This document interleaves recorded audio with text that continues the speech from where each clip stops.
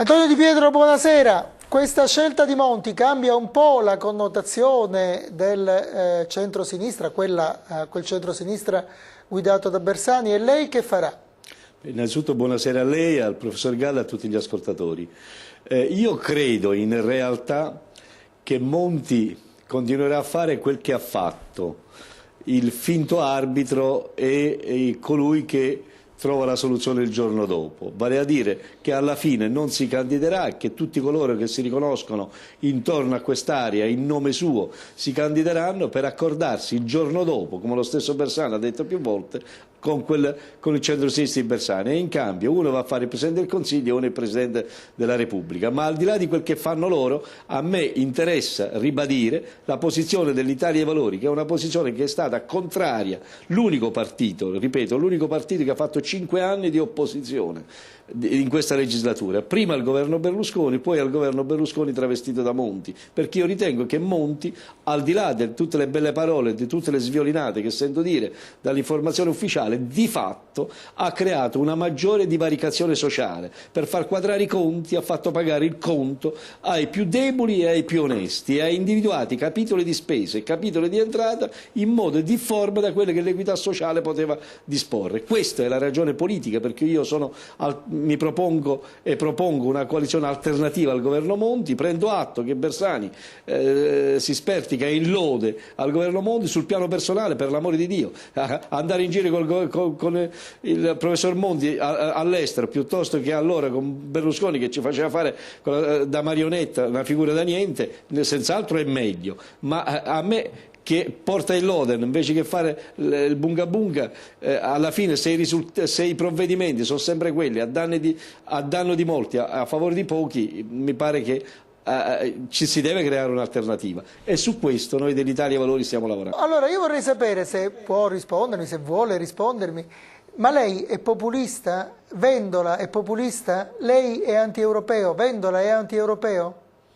Non ci azzecca proprio niente. Vede, innanzitutto mi permetta di precisare, lo spread va bene, va male, l'Age Fund hanno guadagnato 500 milioni, cioè ai cittadini italiani, alla classe media, alle famiglie, tutto questo gliene può fregare di meno. Il problema di fondo è che oggi c'è più disoccupazione, più recessione, più indebitamento pubblico e si sta peggio di prima, dalla padella alla brace. La posso interrompere allora, solo su una cosa, prego. solo proprio una cosa piccolissima. Forse, io sono d'accordo che c'è un problema gravissimo con la recessione, ma qualche piccolo fatto c'è. Oggi, scusi se racconto un fatto privato, la mia banca mi ha mandato una roba pubblicitaria in cui quasi mi invitava a chiedere un prestito. Lei sa che fino a 6 mesi fa ti prendevano a calci nel sedere se chiedevi un prestito. Io non ho grandi voglio dire, terreni o case o altro da mettere in... Quindi voglio dire, forse tutta questa opera di risanamento parziale e insufficiente fatta da Draghi, ma alla quale Monti ha contribuito, a qualcosina può essere servita, per esempio a questo, a farci avere un po' di prestiti non ai costi proibitivi di 6 mesi fa, o no? Guarda, nell'ultimo decreto stabilità hanno previsto 3 miliardi di euro al Monte Paschi di Siena. Se quei 3 miliardi l'avessero dato per una maggiore equità sociale, forse era meglio. Il problema di fondo non è se le banche italiane hanno avuto dalla BCE all'1% non so quanti miliardi di euro, e il fatto che poi con questi soldi ci sono andati a ricomprare i titoli di Stato per farci al 6% di speculazione. Se invece venivano bloccati soltanto per darla al sistema delle imprese o al sistema dell'assistenza sociale, era meglio.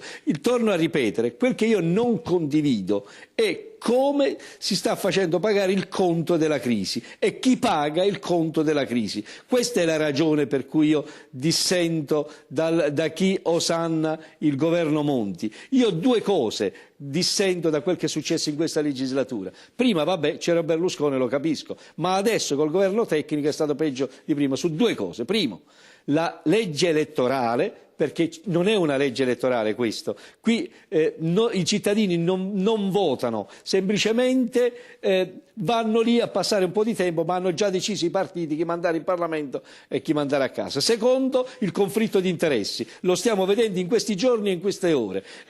Si sta ritardando di una settimana il tempo delle elezioni, come sta facendo il centrodestra, solo per permettere ancora per una settimana a Berlusconi di poter andare a impazzare su tutte le televisioni private e pubbliche per poter farsi passare come colui che risanerà i guasti di Monti, per far dimenticare agli italiani che prima i guasti li ha provocati lui, prima di Monti, e in secondo luogo al governo Monti le 50 fiducie le ha date anche lui. Per cui è questa situazione di mancanza di conflitto di interessi, di mancanza di regole su come andare alle leggi elettorali, che sono due grosse responsabilità che i partiti che sono stati al governo finora hanno, e che mi auguro gli italiani vogliono ricordarsene quando vanno a votare e non si facciano abbindolare da chi con il sistema radiotelevisivo in mano, col sistema della comunicazione in mano. Ma lei lo sa che Berlusconi quando va a fare l'intervista si porta appresso pure il cameraman e pure le domandine da fare, e se non gli va bene l'intervista si riporta a casa anche la cassetta. Ma di che stiamo scherzando?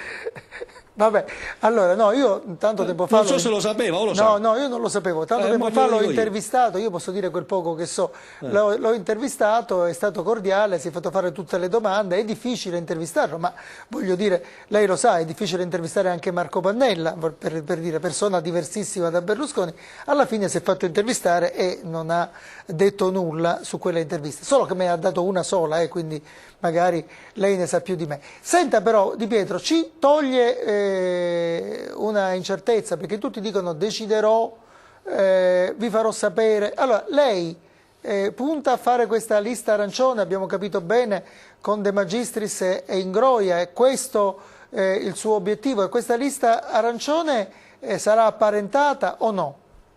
Primo, le posso dire per certo che Ingroia non fa parte di alcuna lista arancione, che Ingroia non ha ancora deciso se si candida o meno, e che se intende candidarsi lo dirà venerdì sera, ma per costruire una lista civica che per far fare un passo indietro ai partiti, a cominciare da quella arancione, quella rossa, quella bianca e quello verde e pure quello azzurro e così via.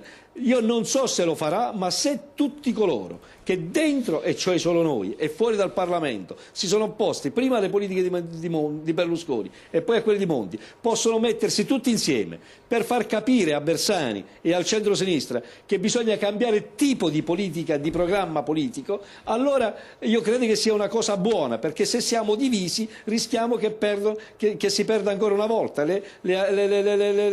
Coloro che fanno i sondaggi dicono che probabilmente al Senato il centro-sinistra non avrà la maggioranza. Allora io dico, invece di andarsi a accordare dopo al miglior offerente, a colui che ti ricatta di più, a una politica di compromesso, è meglio accordarsi prima su una politica di netta distinzione dal governo Monti. Se però, torno a ripetere, questa lista civica non si fa perché appunto c'è quello che ci vuole mettere il cappello, quello, quell'altro e quell'altro, io le posso assicurare una cosa, che Ingroia non è candidato di questa o di quella lista, di questo o di quel partito, vuole mettere insieme la migliore politica di opposizione al governo Monti Berlusconi e vuole mettere insieme la miglior politica in difesa della giustizia sociale, e per quanto riguarda l'Italia dei Valori, se questa realtà si realizza farà la sua parte e darà la sua mano. Se questa realtà non si realizza, perché ad oggi tutti quanti dicono armiamoci e partite, questa è una cosa che non va bene. Tutta questa società civile del giorno dopo, che si mette in discussione soltanto il giorno dopo, così come, se permette, ha fatto pure Monti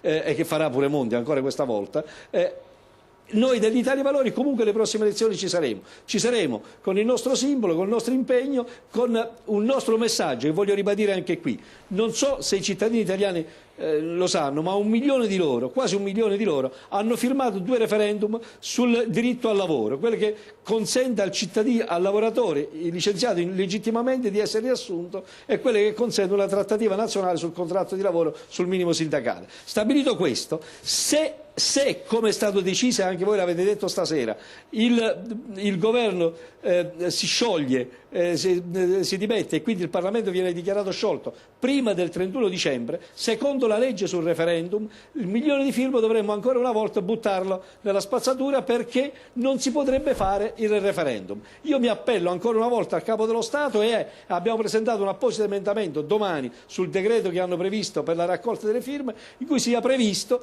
che, siccome noi non lo sapevamo quando abbiamo raccolto le firme che ci poteva stare un anticipo di legislatura e quindi uno scioglimento anticipato delle Camere, ci venga considerato valida questa raccolta, e quindi si possa fare lo stesso il referendum. Diamo ai cittadini la possibilità di scegliere se stanno dalla parte di chi lavora o dalla parte di chi non paga le tasse e se ne scappa all'estero. Di Pietro, la ringrazio per questo intervento, questo chiarimento sul referendum, perché il tema referendario è molto importante. Ora si parla di par condicio ed è fondamentale che la par condicio non sia una barzelletta solo fra i, tra virgolette, aventi diritto, no? Perché la par condicio deve essere anche un modo di dar rappresentazione alle cose che ci sono nel Paese.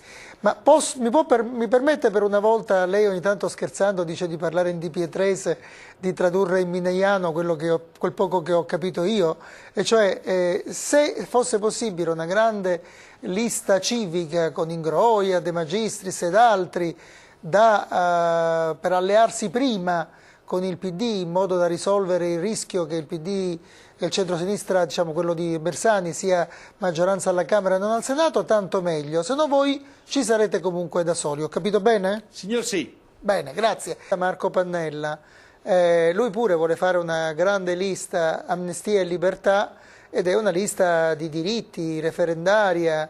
Le interessa questo progetto o ritiene che sia troppo radicale, troppo poco di sinistra? Cioè, chi si rivolge più a Pannella, più a Ferrero? Mi scusi questa semplificazione un po' parziale. Io personalmente ritengo, e mi rivolgo agli elettori che hanno fiducia nell'Italia dei Valori, per quanto riguarda l'idea che ogni volta che si riempie un carcere bisogna fare un'amnistia, sono totalmente contrario. Io ritengo che bisogna semmai fare una mirata depenalizzazione per evitare che reati di non allarme sociale portano in carcere le persone, bisogna fare in modo che ci sia una risocializzazione all'interno delle carceri, ma se ci servono 100 posti letto non si mettono fuori 50 persone perché non ci sono i posti letto, si creano i posti letto che si chiamano carceri, che si chiamano alberghi.